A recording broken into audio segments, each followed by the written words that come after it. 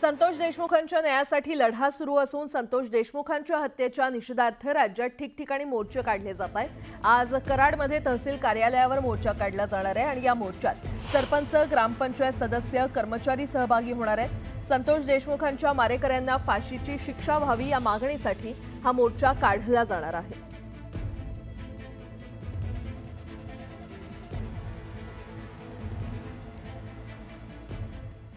बातमीपत्रामध्ये आता पाहणार आहोत सकाळच्या महत्त्वाच्या 100 बातम्या वेगवान स्वरूपात। सुरुवात करूयात। अंतरवाली सराटीमध्ये मनोज जरांगे पाटलांचं उपोषण सुरू आहे। दरम्यान आमदार विजय सिंह पंडित यांनी आंदोलनस्थळी जात जरांगे यांची भेट घेतली। जरांगे यांच्या प्रकृतीचा विचार करून मराठा आरक्षणाबाबत सरकारने लवकरात लवकर निर्णय द्यावा अशी मागणी आमदार पंडित यांनी केली। मनोज जरांगे पाटील यांना लवकरच भेटायला जाणार असल्याचं अशोक चव्हाण यांनी सांगितलं। मराठा समाजाच्या आरक्षणाच्या बाबतच्या उर्वरित विषयांचा पाठपुरावा आम्ही करणारच आहोत असं चव्हाण म्हटले। जरांगे पाटलांनी भेटण्याबाबत सकारात्मकता दाखवली तर त्यांची भेट नक्की घेणार असं वक्तव्य पंकजा मुंडे यांनी केलं। जरांगेंच्या लढ्याला यश यावं अशी भावना देखील त्यांनी व्यक्त केली।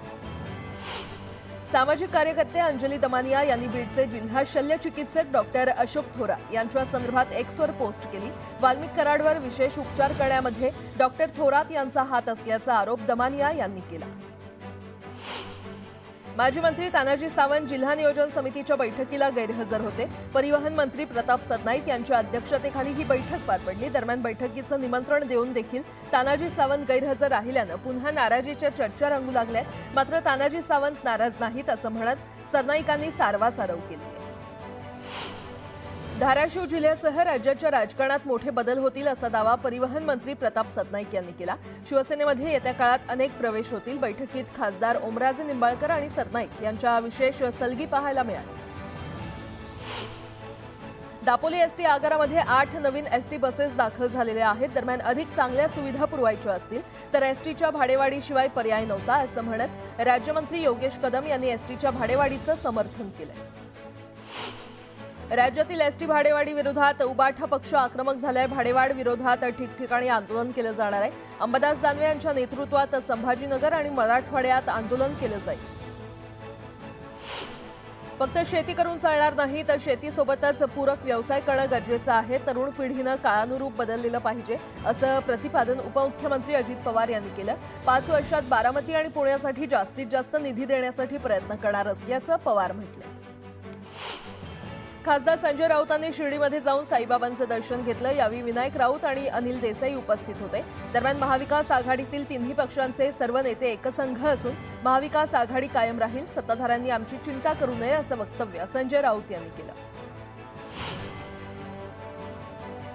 आणि आता एक मोठी बातमी। मराठा आरक्षणासाठी मनोज जरांगे पाटील यांचा लढा सुरूच आहे। आरक्षणासाठी त्यांनी पुन्हा अंतरवाली सराटीमध्ये आमरण उपोषण सुरू केलं असून त्यांच्या उपोषणाचा आजचा 3रा दिवस आहे। शासनानं सरसकट कुणबी प्रमाणपत्र वाटप करावे, सगळेसोरे कायद्याची अंमलबजावणी करावी, राज्यात आंदोलनादरम्यान दाखल झालेले गुन्हे मागे घ्यावेत या जरांगेंच्या मागण्या आहेत। दरम्यान मराठ्यांना आरक्षण मिळत नाही तोपर्यंत हा लढा सुरूच राहणार असल्याचा निर्धार जरांगे यांनी केलाय।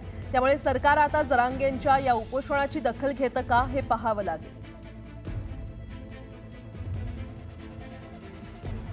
पुन्हा एकदा बातम्या वेगवान स्वरूपात। राज्यातील बाजार समितीमध्ये कांद्याची 22,000 क्विंटलची आवक झाली आहे। लाल कांद्याला कमीत कमी 1800 रुपयांपासून 2750 रुपयांपर्यंत सरासरी दर मिळालाय।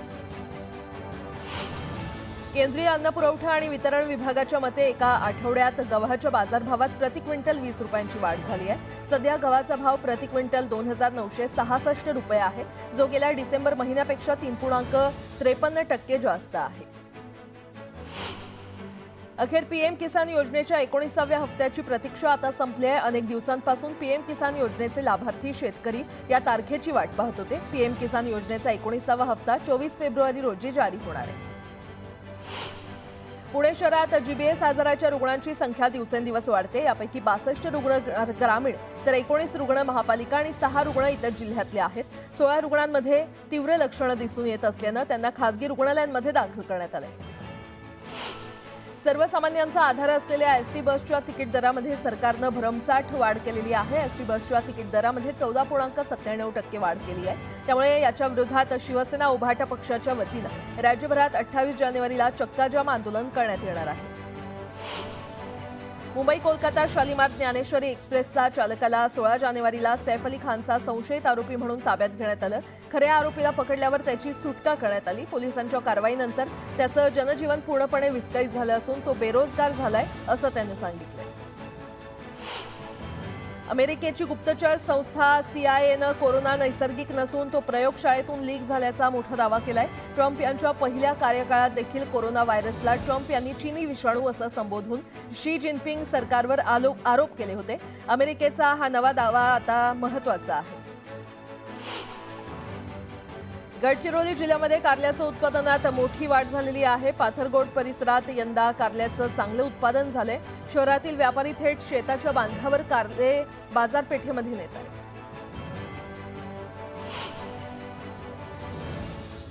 राष्ट्राध्यक्ष डोनाल्ड ट्रम्प यांनी बांगलादेशला दिली जाणारी मदत पुढचे 3 महिने थांबवण्याचे आदेश दिलेले आहेत। त्यामुळे आता बांगलादेशच्या अडचणी वाढलेल्या आहेत। धारावी पुनर्विकासासाठी राज्य शासनानं भूखंड वितरणाचा सपाटा लावला असून कुर्ला डेअरीचा भूखंड बाजारभावापेक्षा 10 पट कमी दरानं वितरित केल्याचं दिसून आलं। हा भूखंड देण्यास स्थानिकांनी विरोध केलेला असतानाही तो डावलून या भूखंडाची विक्री करण्यात आली आहे। 21 एकर भूखंडासाठी 58 कोटी रुपये आकारण्यात आले।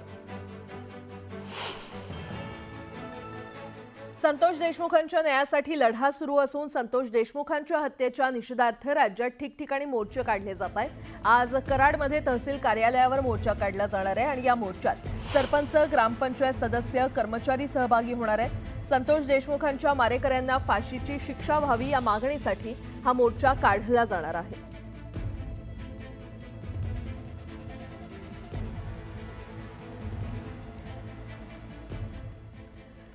पंतप्रधान आवास योजनेतील पूर्ण न झालेली खासगी विकासकांकडील सुमारे 1.5 लाख घरं अखेर रद्द करण्याचा निर्णय राज्य शासनानं घेतलाय। संबंधित खासगी विकासकांनी राज्यात योजना मंजूर करून घेतल्यानंतरही प्रत्यक्षात काही ठिकाणी घरांची कामं सुरू झालेली नाहीत। अशा योजनांमधील 1.5 लाख घरं रद्द करण्यात आल्याची माहिती गृहनिर्माण विभागातील सूत्रांनी दिली।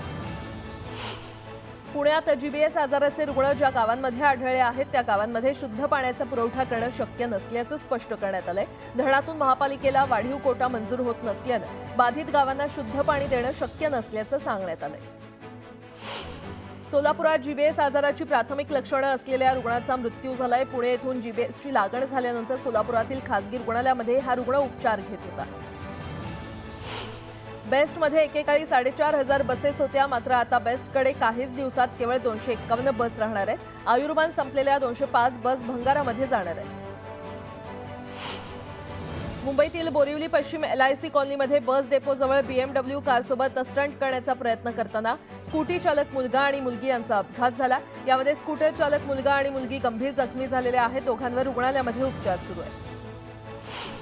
उल्हासनगरात जुन्या वादाचा राग मनात ठेवून एका तरुणाची हत्या करण्यात आली आहे। यावेळी उल्हासनगर रेल्वे रुळाजवळ तरुणाचा मृतदेह आढळून आलाय। या प्रकरणी पोलिसांकडून आरोपीचा शोध घेतला जातोय। मराठा आरक्षणासाठी जरांगेंनी पुन्हा उपोषणाला सुरुवात केली आहे। यावेळी जरांगेंनी सरकारशी चर्चा करायला हवी, त्यातून नक्कीच काहीतरी मार्ग निघेल असं आवाहन उदय सामंत यांनी केलं। अहिल्यानगर जिल्ह्यातील श्रीगोंदा तालुक्यातील लिंपणगाव येथील एका शेतकऱ्यानं शेतात विविध प्रयोग करून निर्यातीसाठी योग्य असलेल्या केळी पिकाची लागवड केली आहे। त्यामुळे ही केळी थेट इराणला निर्यात करण्यात आली आहे। त्यातून शेतकऱ्याला 6 लाखांचा नफा झालाय। उरण पाठोपाठ नांदेड जिल्ह्यातही बर्ड फ्लूचा शिरकाव झालाय। मृत कोंबड्यांचे अहवाल पॉझिटिव्ह आलेले आहेत। खबरदारीचा उपाय म्हणून 500च्या वर कुक्कुट पक्षी ताब्यात घेऊन त्यांची विल्हेवाट लावली आहे। मनोज जरांगे पाटलांनी मराठा आरक्षणावरून त्यांची आक्रमक भूमिका कायम ठेवली आहे। मराठा समाजाला आरक्षण दिलं नाही तर मुख्यमंत्र्यांचा मराठा द्वेष उघड होईल असं वक्तव्य जरांगे पाटील यांनी केलं। मनोज जरांगे पाटलांनी मराठा आरक्षणासाठी 7व्यांदा उपोषण सुरू केलं। राज्यात नवं सरकार सत्तेत आल्यानंतर जरांगे पाटलांनी पुन्हा एकदा उपोषणाचं अस्त्र उगारलं। आरक्षण दिलं किंवा गोरगरीब मराठ्यांचे प्रश्न जर सोडवले तर त्यांच्या मनात राग नाही, आणि नाही दिलं तर त्यांच्या मनात द्वेष आणि सूड इतका का आहे मराठा आरक्षणासाठी आंदोलन करणाऱ्या जरांगे पाटलांनी सरपंच संतोष देशमुख हत्या प्रकरणाच्या तपासावरूनही सरकारवर हल्लाबोल केला. देशमुखांचे आरोपी सुटले तर सोडणार नाही असा इशाराही जरांगे पाटलांनी दिला. मुख्यमंत्र्याच्या मुंडक्यावर पाय देऊन हे जर सुटले तर तो तुमच्या जिंदगीची. जरांगे पाटलांनी आक्रमक पवित्रा घेतलेला असतानाच राज्य सरकारकडूनही त्यांची भेट घेण्याबाबत सकारात्मक पावलं उचलण्याची तयारी दर्शवण्यात आली. त्यांच्याशी चर्चा करून त्यांनी जर सकारात्मकता दाखवली तर नक्कीच मी तयार आहे. कारण शेवटी मराठा आरक्षणासाठी मनोज जरांगे पाटील 7व्यांदा उपोषण करतात. आता यावेळी तरी त्यांची मागणी राज्य सरकारकडून मान्य होईल का हे आता लवकरच स्पष्ट होईल. पालकमंत्री पदावरून नेत्यांमध्ये सुरू असलेली नाराजी पुन्हा उघड झाली आहे. नरहरी झिरवळ यांनी तर गरीबाला गरीब जिल्हा का दिला असा प्रश्न जाहीरपणे उपस्थित केलाय आणि त्यामुळे नव्या वादाला तोंड फुटलेलं आहे. हिंगोलीचे पालकमंत्री झाल्यानंतर जिल्ह्यात पहिल्यांदाच आलेल्या नरहरी झिरवळ यांनी थेट नाराजी व्यक्त केलेली आहे. इतकंच नव्हे तर मुंबईत गेल्यावरती जाब विचारणार असल्याचं सुद्धा झिरवळ यांनी सांगितलंय. मला आता उद्देशाने गेल्यावर सोमवारी मी पहिले विचारणार आहे, तुम्ही गरीबाला गरीब जिल्हा का दिला? पालकमंत्री जाहीर झाल्यापासून अनेकांनी तक्रारी केलेल्या आहेत. मात्र नरहरी झिरवळ यांना अंतरापेक्षा गरीब जिल्हा देण्यात आला याचं त्यांना जास्त दुःख झालंय. मी त्यांना विचारेन, दर मंगळवारी आमची मीटिंग असते, अशा पद्धतीचं वक्तव्य केलेलं असेल तर ते योग्य नाही. तर कोणता जिल्हा गरीब आहे, कोणता जिल्हा श्रीमंत आहे, मी गरीब आहे असं म्हणण्याचं अजिबात कारण नाही. ते सिनियर आहेत, खरं म्हणजे मोठ्या पदावर राहिलेले आहेत, त्यांनी असं बोलू नये. अजित पवारांनी झिरवळांच्या वक्तव्यावरती सारवासारव केली आहे. तर दुसरीकडे महाविकास आघाडीने सत्ताधाऱ्यांवरती तोफ डागली आहे. हिंगोलीचे पालकमंत्री नरहरी झिरवळ यांच्या मनात जर जिल्ह्याविषयी गरीब असल्याचं मत असेल तर तिथे कशा प्रकारे काम करतील असा प्रश्न स्थानिकांच्या मनात निर्माण झालाय आणि हा प्रश्न कधी निकाली लागेल याकडे जिल्ह्याचं लक्ष लागलंय. पुन्हा एकदा बातम्या वेगवान स्वरूपात. पुण्याच्या राजगुरुनगरमध्ये 1 रुपयात ड्रेसची ऑफर देणं दुकानदाराच्या अंगलट आलं. 1 रुपयात ड्रेस खरेदी करण्यासाठी दुकानाबाहेर महिलांची रांग लागली. मात्र दुकानदारानं दुकान बंद केल्यानं महिला आक्रमक झाल्याचं पाहायला मिळालं. सटाण्यातील एका वनमजुरानं आत्मदहनाचा प्रयत्न केला. वन विभागाच्या कार्यालयाबाहेर त्यानं अंगावर पेट्रोल ओतून स्वतःला पेटवून घेण्याचा प्रयत्न केला. यामध्ये संबंधित मजूर 80% भाजला. सेवेमध्ये कायम न करण्यात आल्यामुळे त्यानं हे टोकाचं पाऊल उचललं. बीड शहरातील छत्रपती शिवाजी महाराज क्रीडा संकुलाची दुरवस्था झाली आहे. क्रीडा संकुलाची दुरुस्ती करण्याची मागणी करत सामाजिक कार्यकर्त्यांनी आंदोलन केलं. तसंच क्रीडा संकुलावर कुठलाही राजकीय कार्यक्रम घेऊ नये अशीही मागणी करण्यात आली. चंद्रपुरात सुरू असलेल्या जिल्हा मध्यवर्ती सहकारी बँक पदभरती विरोधातील आंदोलनस्थळी पालकमंत्री डॉक्टर अशोक उईके यांनी भेट दिली. आंदोलनकर्त्यांच्या मागण्यांबाबत मुख्यमंत्र्यांशी चर्चा करणार असल्याची माहिती डॉक्टर उईके यांनी दिली आहे. लोकसाहित्य आणि लोकसंस्कृतीच्या कार्यशाळेचं पुण्याच्या सावित्रीबाई फुले विद्यापीठातील संत नामदेव सभागृहात उद्घाटन पार पडलं. या कार्यशाळेतून लोककलेविषयी जनजागृती केली जाणार आहे. जुन्नर तालुक्यातील साहसी पर्यटनाला चालना मिळावी या उद्देशानं सह्यागिरी ॲडव्हेंचर ग्रुप आणि रेस्क्यू टीमच्या वतीनं जुन्नर तालुक्यातील नाणेघाटात व्हॅली क्रॉसिंगचं आयोजन करण्यात आलं होतं. यावेळी नाणेघाटात सुमारे 350 फूट लांबीचा तिरंगाही फडकावण्यात आला. प्रसिद्ध गायिका चंद्रकला दासरी यांचं थांब थांब कासारा हे गाणं सध्या सोशल मीडियावर प्रचंड व्हायरल होतंय. या गाण्यावर मोठ्या प्रमाणात रील्स बनत आहेत.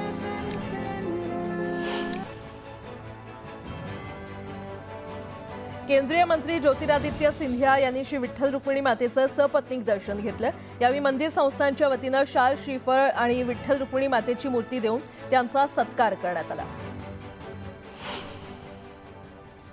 शिवसेनेचे नेते तानाजी सावंत यांच्याकडे गेल्या टर्ममध्ये आरोग्य मंत्रालय होतं. मात्र यावेळी त्यांना मंत्रिपद मिळालेलं नाही आणि त्यामुळे ते नाराज आहेत. पहिल्या जिल्हा नियोजन बैठकीला देखील दांडी त्यांनी मारली आणि यावर प्रतिक्रिया देताना धाराशिवचे पालकमंत्री प्रताप सरनाईक यांनी तानाजी सावंत यांना चांगलं सुनावलेलं आहे. विधानसभेच्या निवडणुकीनंतर राज्यात महायुतीचं सरकार आलं. मात्र शिंदेच्या सरकारमध्ये मंत्री असलेल्या तानाजी सावंतांना देवेंद्र फडणवीस मुख्यमंत्री झाल्यानंतर मंत्रिपद मिळालेलं नाही. त्यामुळे तानाजी सावंत नाराज असल्याची चर्चा. नाराज तानाजी सावंत आज झालेल्या जिल्हा नियोजन समितीच्या बैठकीला गैरहजर होते. या सगळ्या प्रकारावर प्रताप सरनाईक यांनी प्रतिक्रिया दिली. आणि शेवटी बघा, राजकीय खुर्ची असते ती फेविकॉल घेऊन तर कोणाच्या खाली उभी राहत नाही, ती बदलत असते, अदलाबदल होत असते. मी सुद्धा गेल्या 20 वर्षापासून लोकप्रतिनिधी आहे. शनिवारी रात्री प्रताप सरनाईक शहरात दाखल झाले. त्यावेळी पालकमंत्री कार्यालयातील तानाजी सावंत यांचे फोटो देखील हटवण्यात आले होते. त्यानंतर जिल्हा नियोजन बैठकीत पालकमंत्री म्हणून प्रताप सरनाईक यांनी मोठा निर्णय घेतला. तुळजापुरात मल्टी स्पेशालिटी हॉस्पिटल उभारण्याचा निर्णय घेण्यात आला. माजी आरोग्यमंत्री तानाजी सावंत यांच्या जिल्ह्यात सरनाईकांनी पहिला निर्णय आरोग्य विभागाशी संबंधित घेतल्यानं या निर्णयाची जोरदार चर्चा सुरू आहे.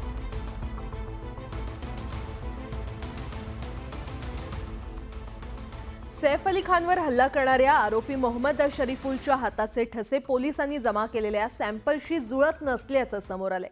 सैफ अली खानवर हल्ला प्रकरणाचा मुंबई पोलिसांकडून तपास सुरू आहे आणि यासाठी विविध अँगलनं पोलिसांकडून तपास सुरू आहे.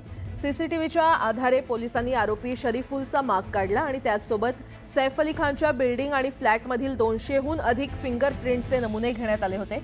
पण यातील बहुतांश सॅम्पलशी आरोपीचे फिंगरप्रिंट्स जुळत नसल्याची माहिती समोर आली आहे. अजूनही जवळपास 100 नमुन्यांची चाचणी होणं बाकी आहे. झटापटीवेळी 1हून अधिक फिंगरप्रिंट्स एकाच ठिकाणी उमटल्यामुळे फिंगरप्रिंट्स जुळवण्यात वेळ लागतोय.